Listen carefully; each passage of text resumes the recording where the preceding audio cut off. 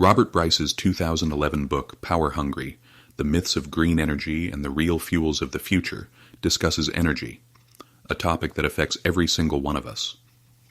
It takes us on a journey through the coal mines of Kentucky, the wind farms of Denmark, and the gas fields of Texas, all in the pursuit of understanding what our energy future could look like. Let's start with a vivid scene. Picture yourself 600 feet below the surface of western Kentucky.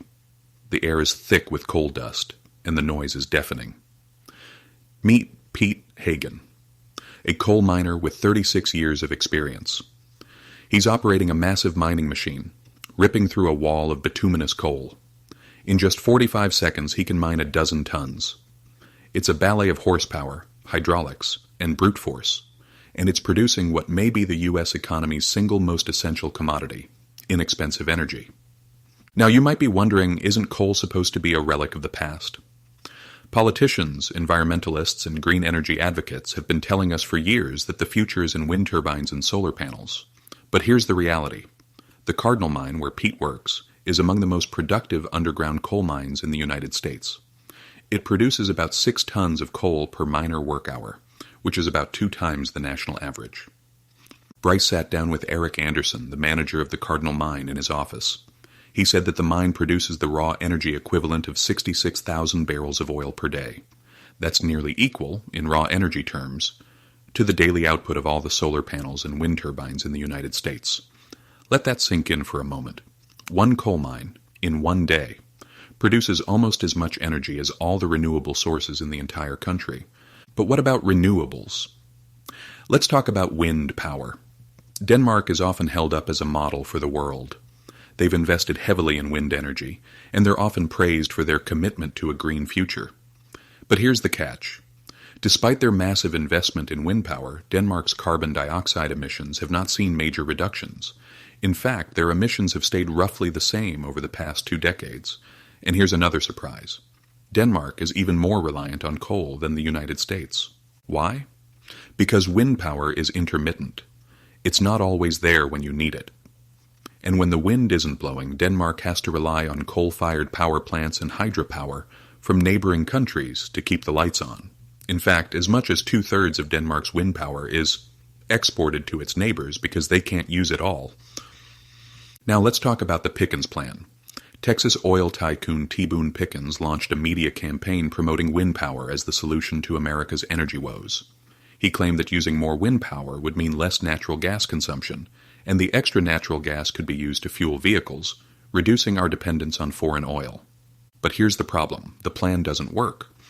Utilities aren't going to shut down their gas-fired power plants just because there's more wind power, and the United States doesn't have nearly enough natural gas-fueled vehicles to make a significant dent in its oil imports. In fact, wind power increases the need for natural gas. When the wind stops blowing, utilities have to quickly start up gas-fired generators to keep the power grid stable.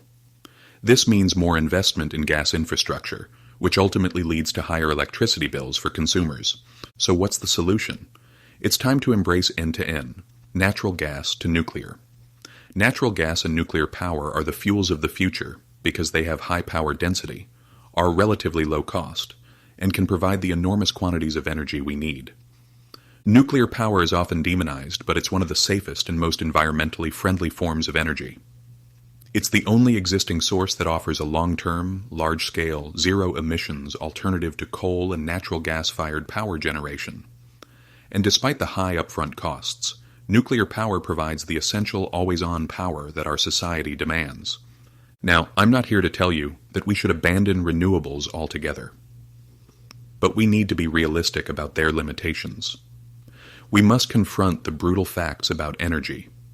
We must understand that energy transitions are difficult and lengthy, and we must recognize that the 4 imperatives, power density, energy density, cost, and scale, will continue to govern our energy choices. So, what's the takeaway? It's time to move beyond the hype and the happy talk.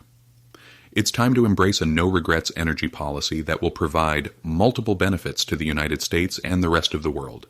It's time for end-to-end. This has been a BrightLearn video from BrightLearn.ai on the book Power Hungry. The Myths of Green Energy and the Real Fuels of the Future by Robert Bryce. Visit brightlearn.ai for more fascinating videos like this one, and visit naturalnews.com for full editorial coverage and breaking news on critical stories that keep you informed and aware of what's really going on.